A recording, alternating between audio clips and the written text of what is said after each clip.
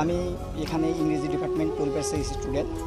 তো আমাদের এখানে যে ঝামেলাটা হয়েছে, এখানে অ্যাকচুয়ালি আমাদের কর্মসূচি ছিল অবস্থান কর্মসূচি। আমাদের উদ্দেশ্য ছিল আমরা মডার্নে গিয়ে অবস্থান করব, কিন্তু আমাদের যে এখানে ছাত্র সংগঠন আছে তারা আমাদের আগেতেই জানিয়ে দিয়েছিল যে অবস্থান ছাত্রলীগ ছিল এখানে। তো ওরা আমাদের জানিয়ে দিছে যে এখানে হচ্ছে আপনাদের অবস্থান কর্মসূচি করা যাবে না, আপনারা হচ্ছে পদযাত্রা করেন। আমরা সেটাতে একমত হয়ে আমরা এখানে পদযাত্রা করার জন্য ইচ্ছুক ছিলাম, কিন্তু তারা পরবর্তীতে আমাদের আরও ফোর্স করে আমাদের যে সবার সাথে কথা ছিল আমরা হচ্ছে পদযাত্রা করে চলে আসব।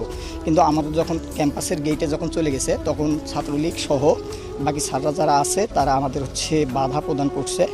স্যাররা অ্যাকচুয়ালি যখন সামনে আছে তখন পিছন থেকে এবং তাদের যারা তৃতীয় পক্ষ ছিল তারা স্যারের উপর আক্রমণ করে সেই দায় আমাদের সাধারণ শিক্ষার্থীদের উপর চাপানোর চেষ্টা করছে। এই রকম যে আন্দোলন থাকে সেই আন্দোলনগুলোতে বরাবরই তৃতীয় পক্ষ ঢুকে এবং সাধারণ শিক্ষার্থীদের উপর দায়